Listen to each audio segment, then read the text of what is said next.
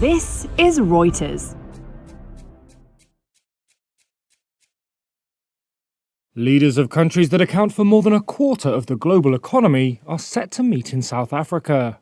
Up for discussion at the Brics summit, starting on August 22nd, how to turn this loose club of nations into a geopolitical force capable of challenging the West's dominance in global affairs. Brics stands for Brazil, Russia, India, China and South Africa. The leaders of those countries will be in physical attendance, with one notable exception. That's Russian President Vladimir Putin, who faces an international arrest warrant over alleged war crimes in Ukraine, though he is expected to attend virtually.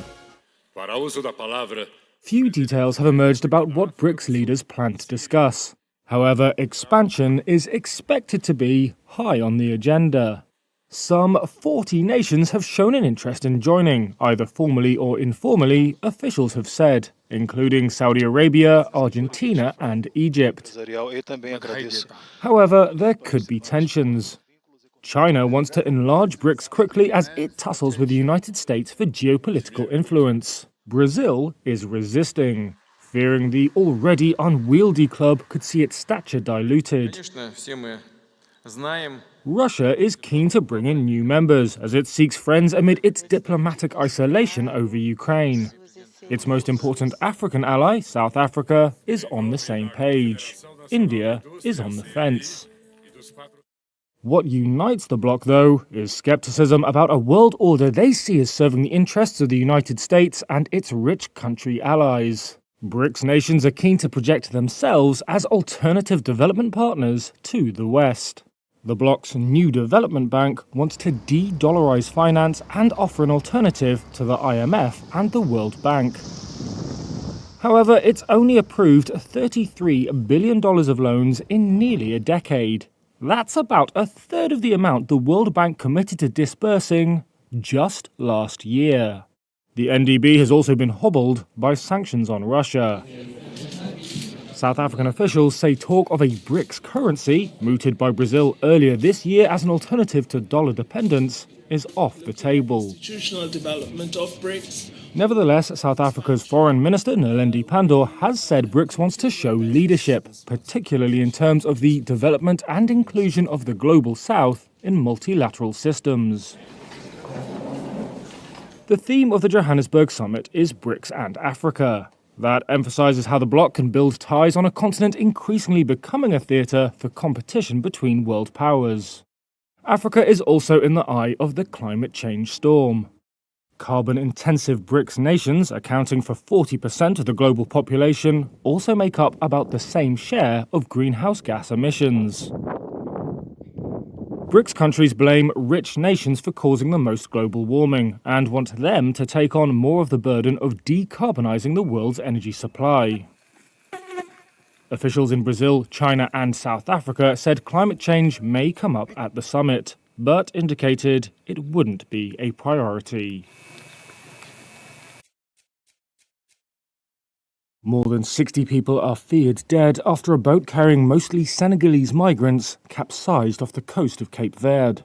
The boat had left Senegal on July 10th with 101 passengers on board, according to the Senegalese Foreign Ministry. In a statement, it said 38 people were rescued on Tuesday, though it was not immediately clear when the vessel capsized. The survivors have been taken to the Cape Verde island of Sal. Jose Moreira is a health official there. The survivors are better. They're being hydrated. They're being looked after here in the tent, here at the port. The Atlantic migration route from the coast of West Africa to the Canary Islands is typically used by African migrants trying to reach Spain. Summer is the busiest time of year on what is one of the world's deadliest routes. At least 559 people died attempting to reach the Canary Islands in 2022, according to the International Organization for Migration. It said another 126 were killed or went missing in the first 6 months of this year, with 15 shipwrecks recorded.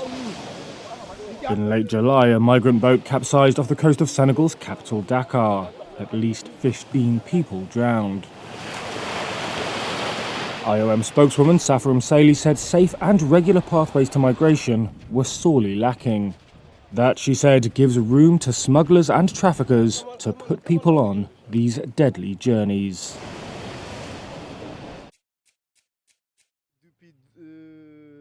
Young Afghans Idris and Fawad have shared experience of the same horrifying ordeal. They were on a small boat with dozens of other migrants crossing the channel from France to England when it began to sink. 6 people died. 22-year-old Idris was convinced he would be one of them. I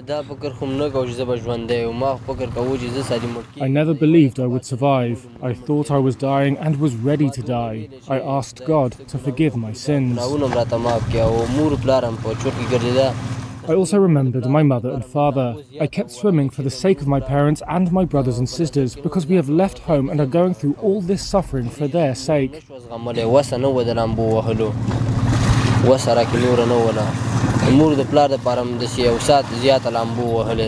was fast losing the strength to swim, but I kept trying very hard to keep afloat.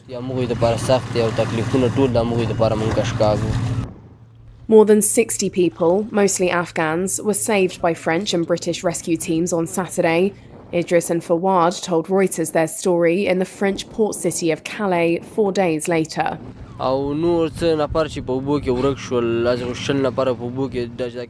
the passengers fell into the water and were swallowed up by the sea. Those who were left in the boat tried to stay alive with the help of their lifebuoys. About 2 hours later, the French police arrived and threw lifebuoys at us to save us. Those boys who were in the boat also took along 6 bodies of those who had died in the boat. The rest of the Afghans were lost. Half of the survivors were taken by the UK police.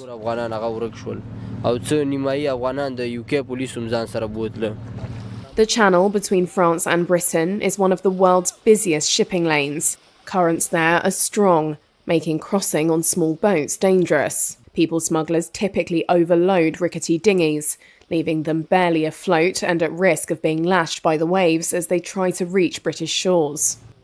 Fawad is 15 years old. He declined to show his face for this interview. When the boat sank, he says he swam before eventually falling unconscious. When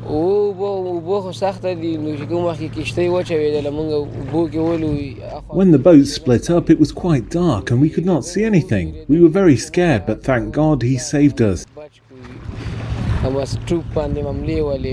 We stayed alive because of the lifebuoys until the French police arrived. Fawad has been in France for 2 months, mostly sleeping on the streets. He's not sure what he'll do next, but he says he's traumatized by what he and Idris lived through. Idris left Afghanistan a year ago and has been in France for 8 months, waiting to go to Britain.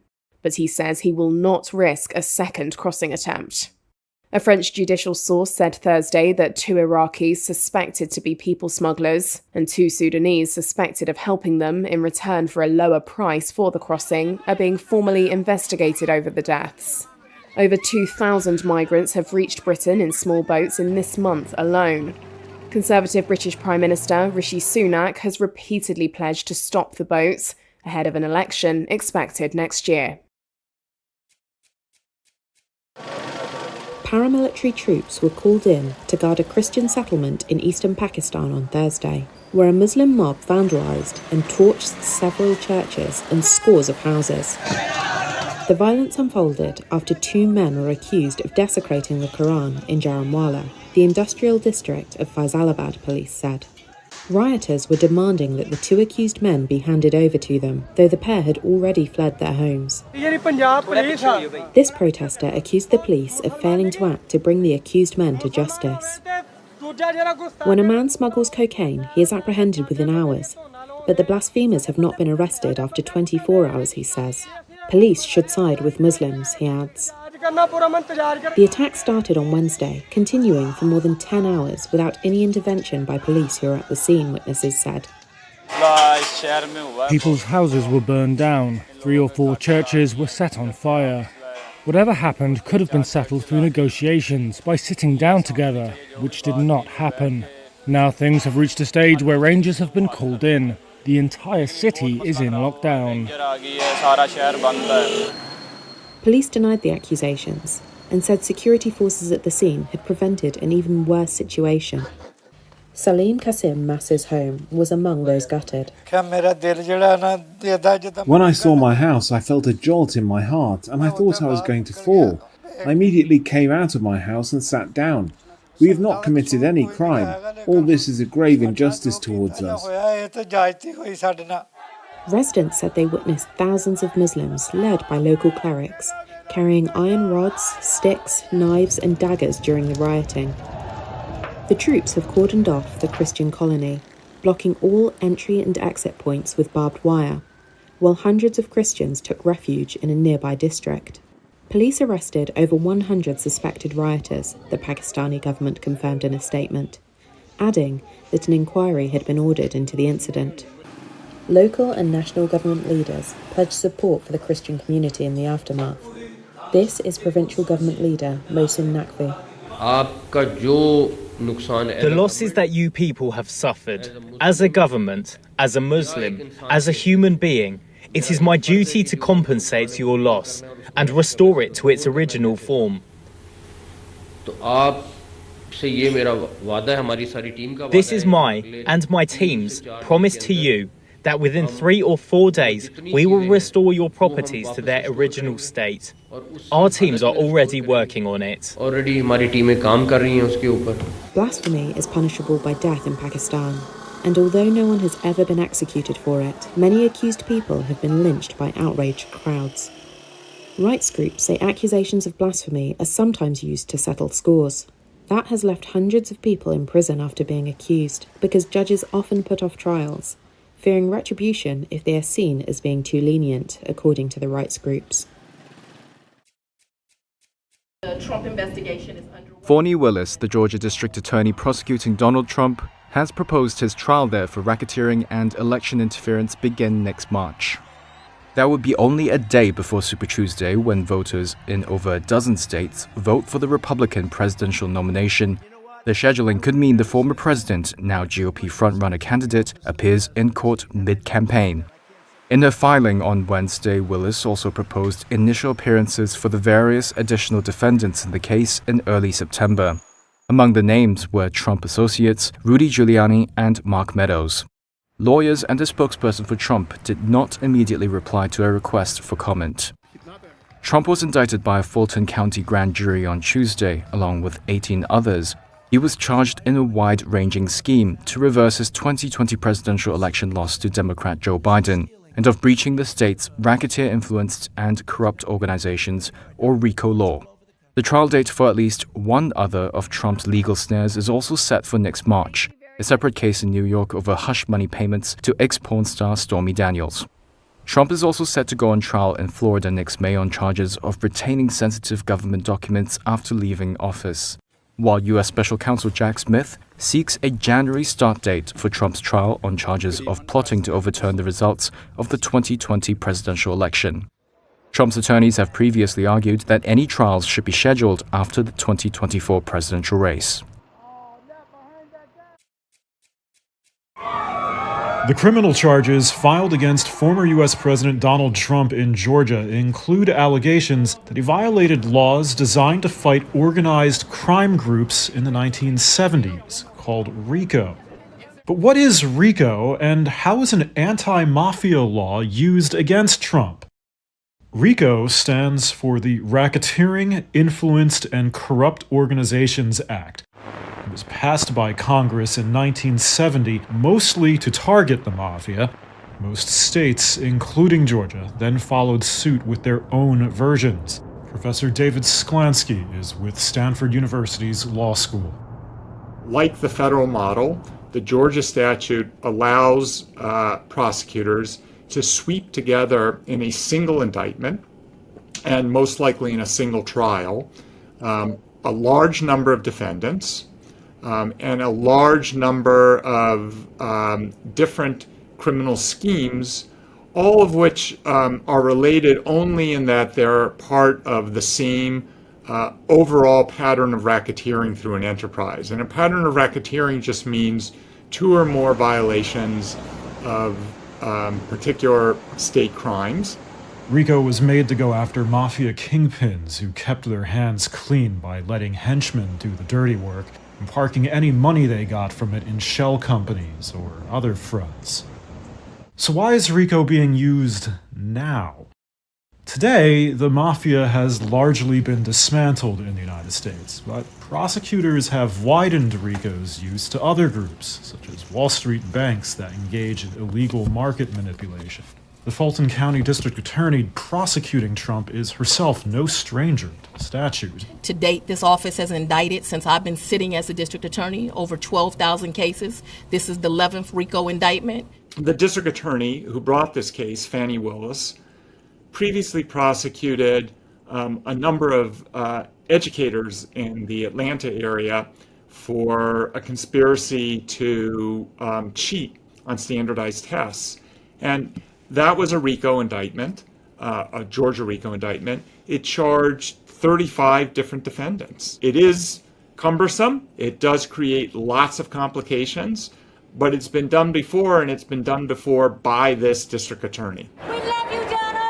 As it pertains to Trump and the 18 associates charged with him, prosecutors wouldn't necessarily need to prove that he personally broke the law. They'll try to prove that he knowingly coordinated with others who did. The indictment alleges a conspiracy by Trump and his allies to subvert the results of the 2020 election in Georgia through a combination of pressure on state officials and attempts to illegally access election equipment. Trump denies wrongdoing and maintains that the charges are politically motivated. Hawaiian officials have defended not using a siren system during last week's deadly wildfire on Maui Island. On Wednesday, Maui's emergency chief Herman Andaya said doing so would likely have sent people into danger during a press conference that at times grew tense. Do you regret not sounding the sirens? I do not. And the reason why... and so many people said they could have been saved if they had time to escape. The sirens, as I had mentioned earlier, is used primarily for tsunamis, and that's the reason why many of them are found, almost all of them are found, on the coastline. The public is trained to seek higher ground in the event that the siren is sounded. In fact, on the website of the Hawaii Emergency Management Agency, the following guideline is provided. If you are in a low-lying area near the coastline, evacuate to high grounds. Andaya went on to explain that's the reason why emergency officials instead relied on text messages to phones and emergency messages on television and radio rather than sirens, which would only have rang out on the coastline. The fires engulfed the tourist resort town of Lahaina on August the 8th, leaving more than 100 people dead and destroying or damaging some 2,000 buildings. Hawaii Governor Josh Green also defended the use of sirens and noted there would be a review of the island's response. So I tasked the Attorney General to do that. She's bringing in outside support as well. There's been some question about whether it could be done independently. The answer is yes. She has stated to me from the beginning that that was one of the purposes. She'll, of course, review what she can, but we will bring outside reviewers also. It's not a criminal investigation in any way. According to a White House statement, President Joe Biden and First Lady Jill Biden will head to Hawaii on Monday to survey the devastation and meet with officials, first responders and survivors. Hundreds of people are still unaccounted for, with a block-by-block search having only covered less than half the disaster area.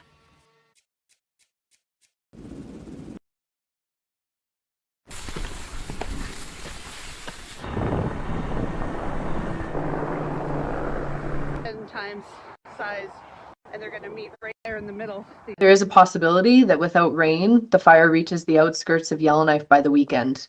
It is approaching, but there's time to complete the community evacuation.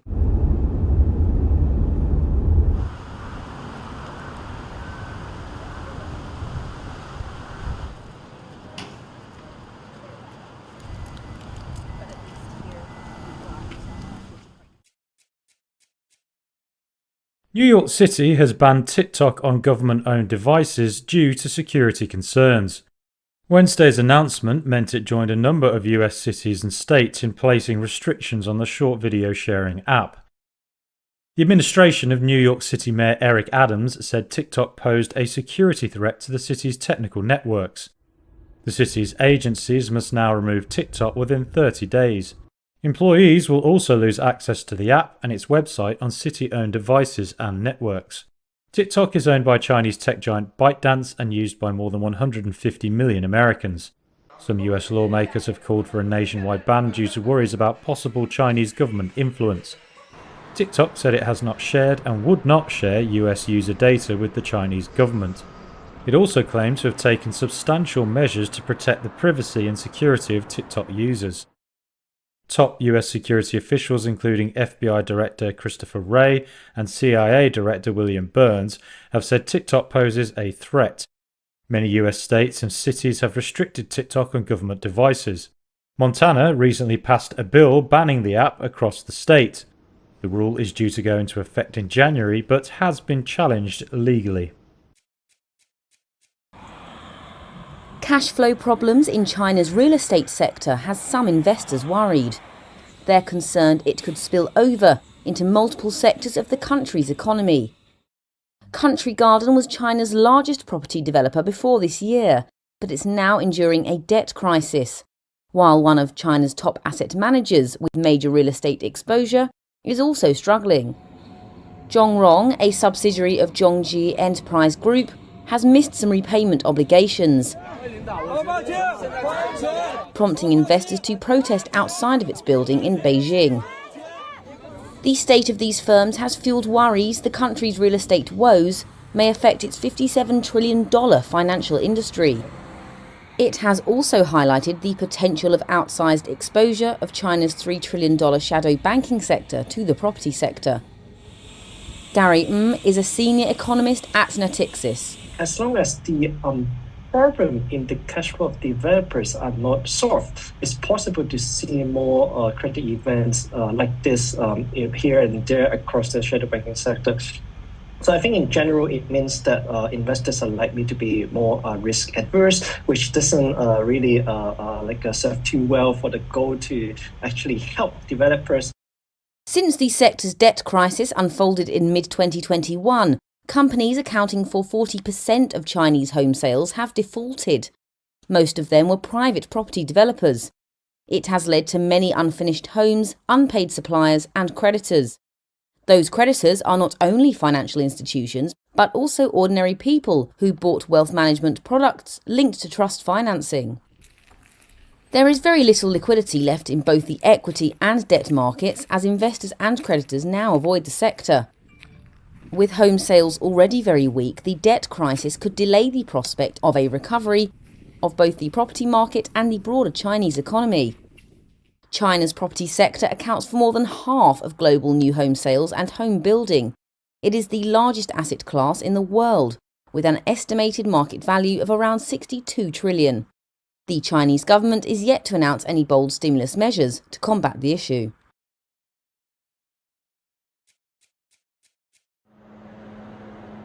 Japan's exports fell in July for the first time in nearly 2.5 years.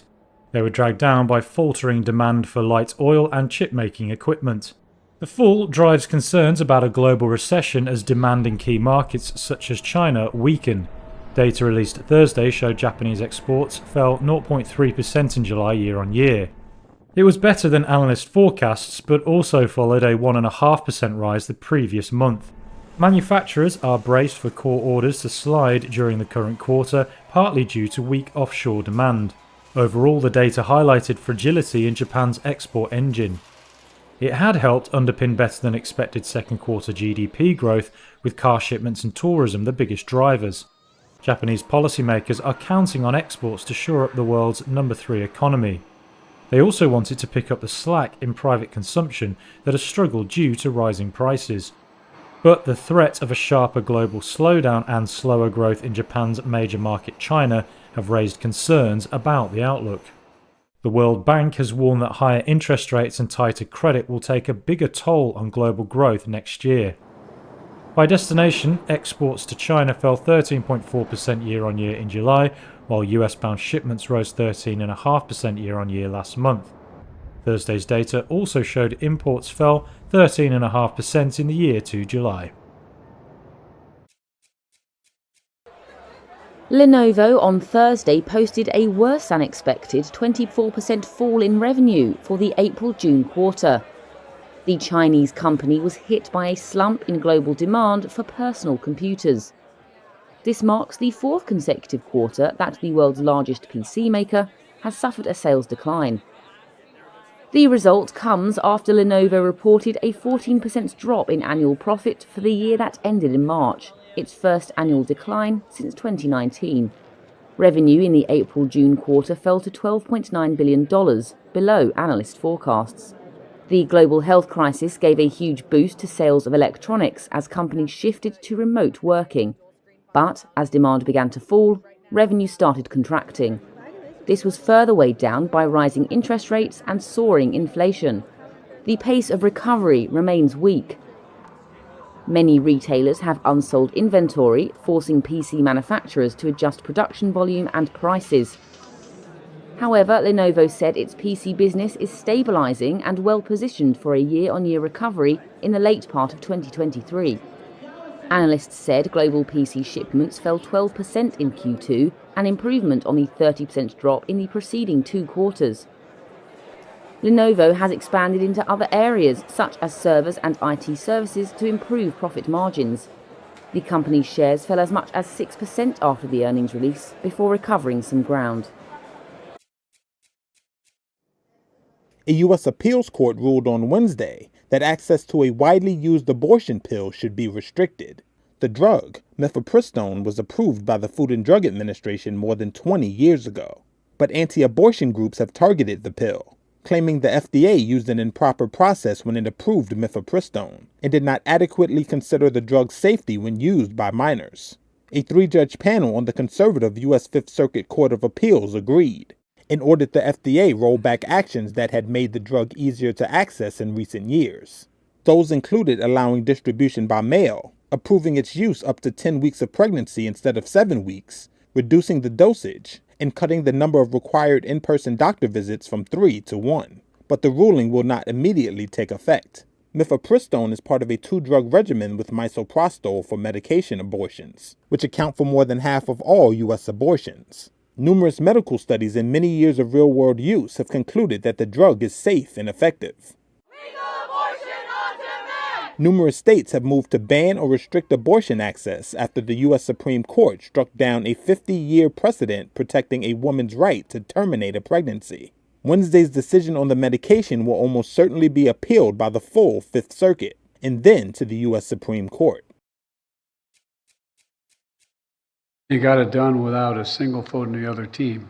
U.S. President Joe Biden threw a party at the White House to mark the first anniversary of the passage of a key piece of legislation Wednesday, the Inflation Reduction Act. He addressed lawmakers who helped turn the bill into law. 1 year ago, with your leadership, I signed the Inflation Reduction Act into law.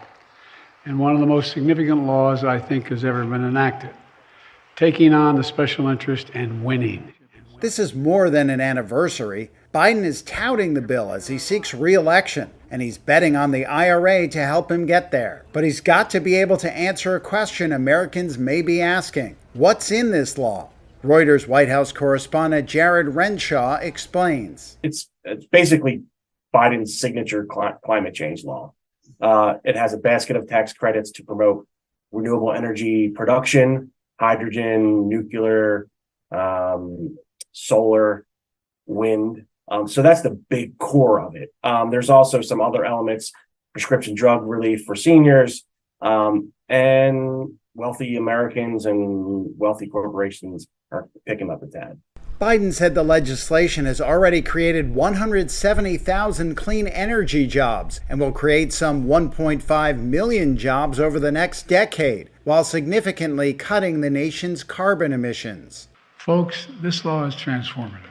Why is he promoting it? It's his main pitch for his re-election campaign. Bidenomics, this idea that we're going to invest in the U.S., we're going to reinvigorate U.S. manufacturing, and these tax credits are really the engine of that machine. Companies are trying to reshore supply chain logistics back in the U.S., and this is his central argument for why he should be reelected.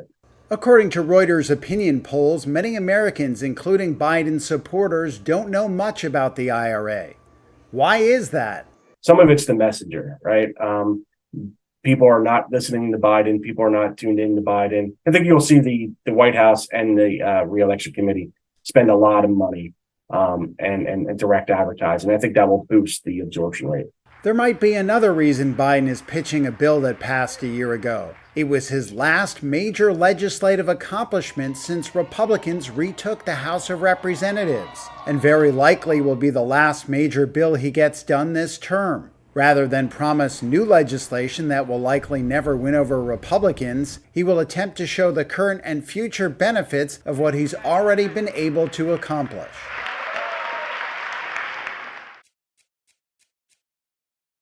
Travis King fled racism and abuse in America. That was North Korea's claim in a state media report that came after nearly a month of silence since the U.S. soldier disappeared over the border. The statement throws a spotlight on North Korea's long and complicated history of citing U.S. racism as a way to push back on Washington's criticism of the North's human rights abuses. Let's take a closer look. In 1969, Pyongyang hosted American author and activist Eldridge Cleaver, leader of the Black Panther Party. Cleaver wrote that North Korea and its great leader had, quote, heightened our consciousness to a level that makes us equal to the task of dealing with our number one enemy, the U.S. imperialist aggressors. In 2018, Pyongyang released a white paper on human rights violations in the U.S., where it accused Donald Trump's administration of aggravating the racial discrimination and misanthropy, citing white supremacist violence in Charlottesville, Virginia. During the protests after the police killing of George Floyd in 2020, North Korean officials cited extreme racists in America and criticized authorities' response to the protests. But North Korean state media has its own history of issuing racially charged statements. In 2014, the state news agency published a report using a racially offensive term to describe then U.S. President Barack Obama. Threats will get North Korea nothing. That same year, a landmark UN report on North Korean human rights concluded that the country's security chiefs and possibly leader Kim Jong-un himself should face justice for overseeing a state-controlled system of Nazi-style atrocities. That report included allegations that North Korea conducts forced abortions on women suspected to have been impregnated by men in China, driven by an underlying belief in a pure Korean race to which mixed-race children are considered a contamination of its pureness.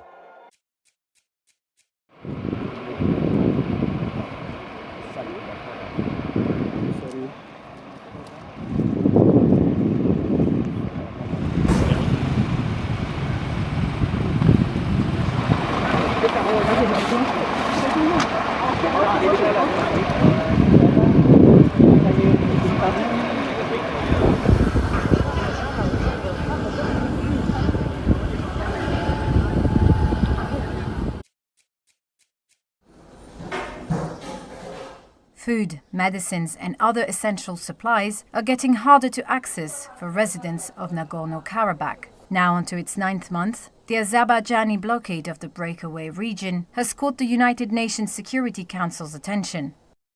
Nina Shavardian is a 23-year-old English teacher. She spoke to Reuters in a video call from the capital, known locally as Stepanakert.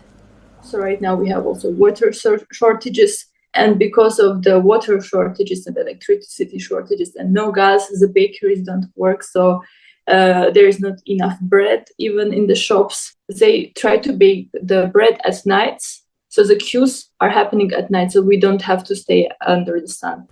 Karabakh is internationally recognized as part of Azerbaijan, but its population of 120,000 is overwhelmingly ethnic Armenian. Residents have had to tighten their belts since the blockade, eating only what can be produced locally. Even that is hard to get, as farmers lack the fuel to bring their products to market. We don't go to supermarkets or shops because they are closed, because they cannot sell anything, and the only place where we can find food is a local market. But because we have no gas and no other fuel, there are barely any cars left in the whole territory of Artsakh. Karabakh was claimed by both Azerbaijan and Armenia after the fall of the Russian Empire in 1917. It broke away from Azerbaijan in the early 90s. In 2020, Azerbaijan retook some territory after a second war that ended in a Russian-brokered ceasefire. The agreement required Russia to ensure that the road transport between Armenia and Karabakh remained open. Since the ceasefire, that single route, the Lashin corridor, has been disrupted. In December, Azerbaijani civilians, identifying themselves as ecological activists, blocked the route. In April, Azerbaijani border guards installed a checkpoint. Former chief prosecutor of the International Criminal Court, Luis Moreno Ocampo, has described the blockade as potentially constituting a genocide of Karabakh Armenians. An assertion that Azerbaijan's lawyers say is unsubstantiated and inaccurate. The blockade of the Lachin corridor has a purpose: to starve these people. These people, the only way these Armenians can leave is this corridor is open and they receive the food. And they are not receiving food for the last months, so they will die in a few weeks. Azerbaijan has said it is ready to allow supplies to Karabakh via territory under its control, but that the separatist region must be reabsorbed. The Armenian side says the blockade is aimed at forcing Karabakh into unconditional surrender to Baku. From a job cooking school lunches to lugging jerry cans of Fukushima seawater for radiation tests, Ai Kimura has no background in science. However, after the Fukushima nuclear disaster in 2011, she and a group of other women began to help test the city's water and food. And they fear that Japan's preparations this summer to release more than 1 million tons of treated radioactive water in the sea nearby could stir up anxiety reminiscent of the tragedy 12 years ago. The non-profit workers call themselves Tarachine, which means mother in traditional Japanese poetry. Most of them are indeed local moms who were taught by doctors and scientists to measure radiation. Kimura serves as Secretary General of the group. It's clear that little by little the level of radiation is falling as 12 years have passed. Our measurements have confirmed that the amount of radioactive material is lower now than it was 12 years ago. Kimura lost her job making school lunches after the disaster. She joined the group in 2014 and learned to measure radiation in the hopes of protecting her daughters, who were teenagers then. There are no walls in the sea, so once you release the treated water, it will probably continue to be released for decades or even centuries until the fuel debris from the Fukushima plant is removed, and you can't take the treated water back. The government and an international nuclear regulator say the plan to release the water is safe, but it has alarmed neighbors, particularly China and Asia's fishing industry. Authorities say the water has been filtered to remove most radioactive elements, except for one called tritium, which is hard to separate from water. But the treated water will be diluted to well below internationally approved levels of tritium before being released into the Pacific Ocean. When the water is released, we will keep on providing data so that fathers and mothers can decide for themselves, and children can also decide when they grow up whether to eat Fukushima fish or not, or whether to go swimming in the sea or not. Kimura says what the mothers want is more dialogue between officials and plant operator Tokyo Electric Power on one side and fishermen and citizens on the other, over not only safety but also the release's psychological impact. Japan has not yet said when they will release the water. China's Tencent on Wednesday posted a smaller than expected 11% rise in second quarter revenue. It comes as China's slowing economic recovery weighed on the tech giant. That as the world's largest video game company tries to recover from last year's record downturn. Tencent, which operates messaging app WeChat, said revenue reached $20.45 billion for the 3 months ended June 30th. It was lower than analyst predictions. Revenue growth hardly changed from the 10.7% rise in the first quarter. In the same period last year, Tencent posted a 1% revenue drop and its first ever sales decline. At that time, it was hit by Beijing's regulatory crackdown on the tech sector. Those concerns have now eased for China's tech giants, but the world's second largest economy failed to surge following the lift of health crisis restrictions late last year.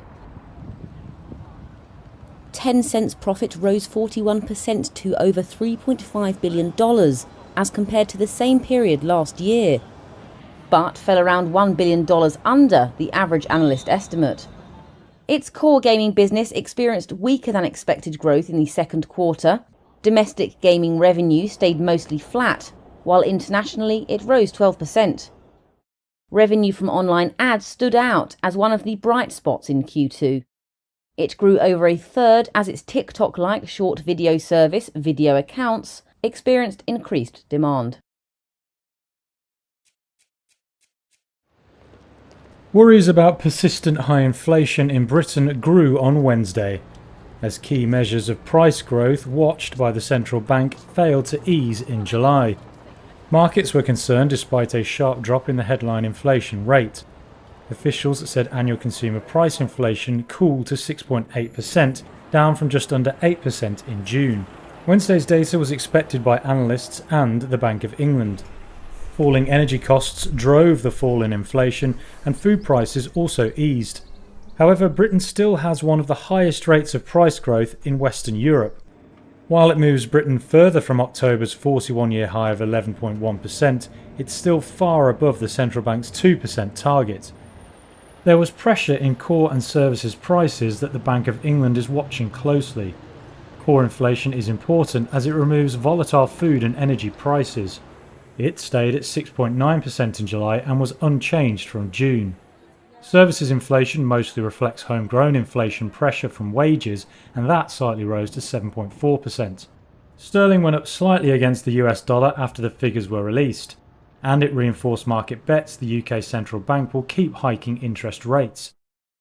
The strength in core inflation is bad news for Prime Minister Rishi Sunak. He has promised to halve inflation by the end of the year. That goal is now in question.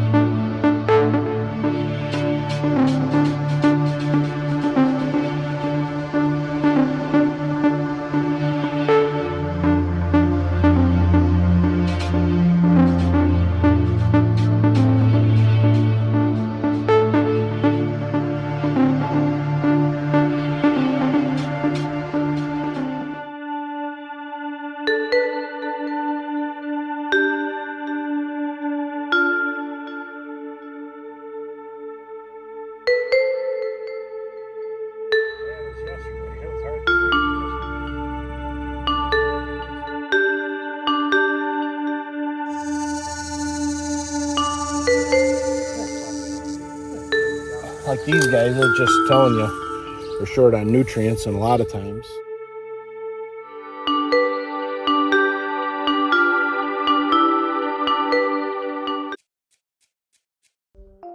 From why Nvidia shares climbed on optimism around AI, to concessions Hollywood studios could give to writers. This is Generation AI. Nvidia shares rose this week over optimism for AI. Two brokerages raised their price targets for the chipmaker, and that increased expectations ahead of the company's quarterly earnings report next week. The world's most valuable semiconductor company has been at the center of a rally in tech stocks this year. Investors are excited by the potential of AI and the demand for components used to power the technology. To Hollywood, where writers have been on strike for more than 100 days. A report appeared this week that said studios had made a new offer. It included concessions on issues like the use of artificial intelligence. A Bloomberg report said the Alliance of Motion Picture and Television Producers agreed to ensure humans are credited as writers of screenplays. That's instead of replacing them with AI. Another tech giant cashed in on AI. Apple supplier Foxconn beat forecasts for second quarter earnings. The Taiwanese electronics maker credited a booming artificial intelligence sector. Foxconn said it had won a very high market share for key parts of the AI server supply chain. General Motors is investing in a Silicon Valley startup that uses AI. The auto giant will lead a $60 million investment in 2-year-old California company Mitrachem. The firm uses artificial intelligence to accelerate the development of lithium-ion battery materials. GM said it was working to speed up the development of more affordable battery chemistry for its future electric vehicles.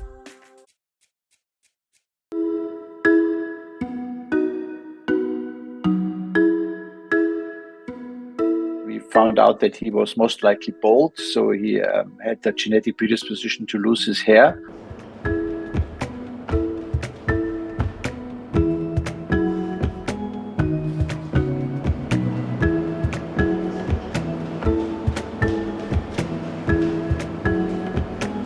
We could confirm some things, like he had brown eyes, but we found out that the skin color is much darker than we thought. He's had a very dark skin color, even darker than today South Europeans, like people from Andalusia or Sicily, Sardinia, but not as dark as people from sub-Saharan Africa. And on the other hand, we found out that he was most likely bald, so he had a genetic predisposition to lose his hair.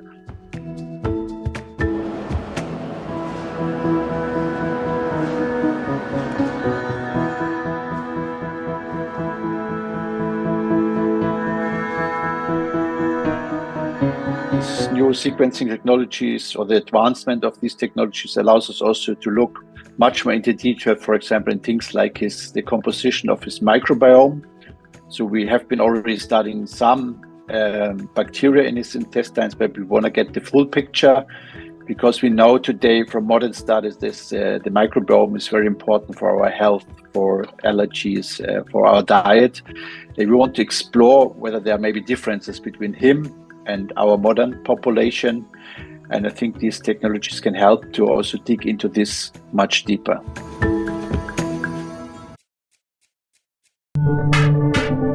Is China facing a deeper and longer-lasting slowdown in growth?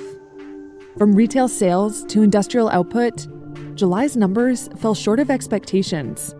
Some fear the country's economy could be reaching a crunch point. So, how much worse can the slowdown get? China's been here before. Alarm bells over growth went off during the 2008 global financial crisis, and again in 2015. To cope, Beijing boosted infrastructure investment and encouraged property market speculation, but that created debt, and the property bubble has already burst. Now there's really only one source of demand to tinker with. That's household consumption. So why is that so important? Even before the pandemic, China's consumption as a percentage of GDP was among the lowest in the world. Economists say that weak demand has dampened appetite to invest in the private sector. In fact, the gap between consumption and investment is deeper than Japan's was before it entered its so-called lost decade of stagnation in the 1990s. And remember post-pandemic revenge spending? Well, unlike the West, that never really happened in China. People were largely left to fend for themselves during the health crisis. So now the question is whether China can convince households to spend more and save less, and whether that can be enough to compensate for other weak points in the economy. Ultimately, that will reveal whether this slowdown is different. In terms of what could help, economists are watching for Communist Party measures that would boost household consumption. Think big tax cuts, unemployment benefits, higher pensions, and better public services. And yes, China's central bank did surprise markets by cutting interest rates in mid-August. But economists warn that won't be enough to make a meaningful difference. What those cuts will do is signal to markets that officials want to stimulate the economy.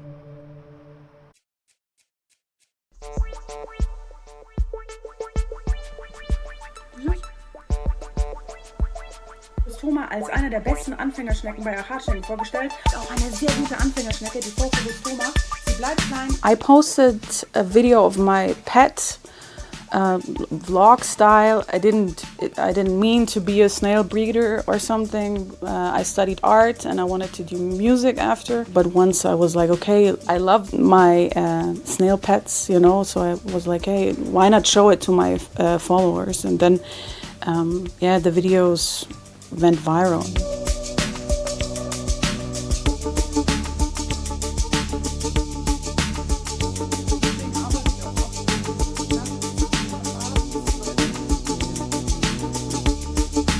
The snail is good as a pet because if you once arrange the enclosure properly, you don't need to, it doesn't need so much attention. So you don't need to walk your snail, for example, or it's not loud, you know. They don't need attention. And so it's good for people that work a lot. And also it's like you have a little rainforest inside of your home.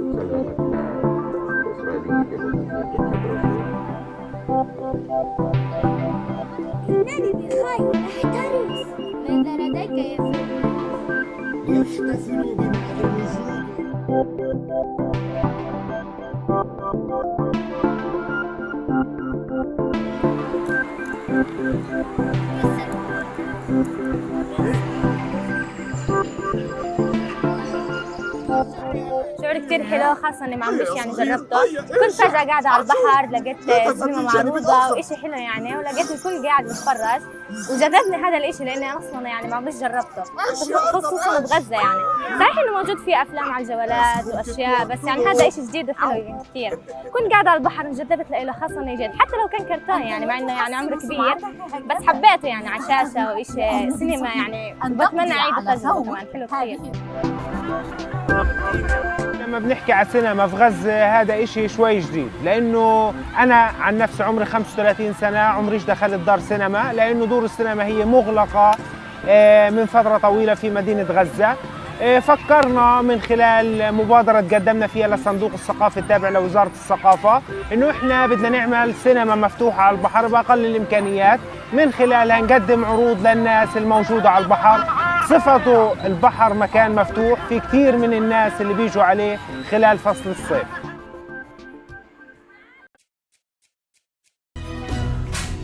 Shares in the Vietnamese electric vehicle startup VinFast surged amid thin trading on its Wall Street debut on Tuesday and saw its market value hit more than $85 billion. That number surpassed U.S. automakers Ford at $48 billion and General Motors at $46 billion. VinFast is the auto arm of Vietnam's biggest company, Vingroup, and founded by Vietnam's richest man, Pham Nhat Phong. He has hoped to take on industry leader Tesla in the North American market, with a $4 billion factory being built in North Carolina. Tuesday's listing came after a successful merger with a cash shell company that granted VinFast a listing where it wants to be. And the company says it expects to raise money from global investors in 18 months. However, while the company has shipped nearly 3,000 vehicles to North America since late last year, initial sales have been slow. And S&P Global Mobility says only 137 VinFast electric vehicles have been registered in the United States through June. VinFast's CEO Letty Tutui. It's an exciting day for us. We're thrilled that we achieved the milestone of getting the company publicly listed in the US. That would open up the avenue to capital in the future. So we're very happy with it today. VinFast's first quarter revenue dropped by almost half from the previous year, posting a net loss of nearly $600 million. But its founder and affiliate group have pumped billions of dollars to bolster it, a June filing revealed. The EV maker said it is moving toward cost reduction in the future.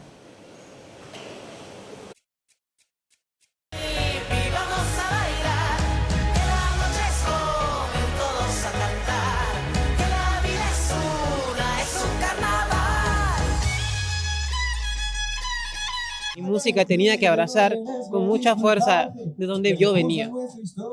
Sin embargo, no fue más que un tema de analizar bien cuál era el sonido andino que yo iba a llevar. Habían instrumentos andinos, habían charangos, zampoñas, hay un montón de texturas andinas. Sin embargo, el sonido más primordial del ande es la voz. Y la voz va de la mano de la lengua, ¿no? Es ahí donde digo, el quechua es lo que a mí me va a definir en mi sonido.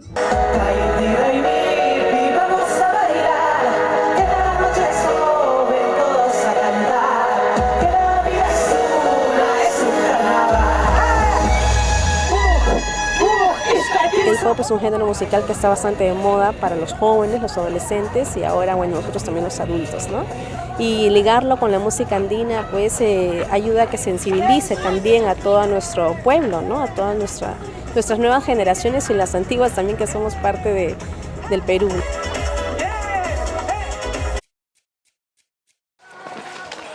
Omaranmi Otanuyi is dancing to music she cannot hear. The 20-year-old, who lives in Nigeria's southwest city Ibadan, lost her hearing as a young child. But growing up, she loved watching music videos and moving her body with the dancers on TV. Today, she's part of a troupe who are proving that the deaf can dance. I'm a born dancer. I believe there is success in this, and we will continue as a team and do it till we get the success we want, until my parents are proud of me. Otanuyi trains at classes set up by Samuel James, who founded the Seams Deaf Pro Foundation. During the global health crisis, he organised online dance and drama challenges as a way to keep the deaf community engaged.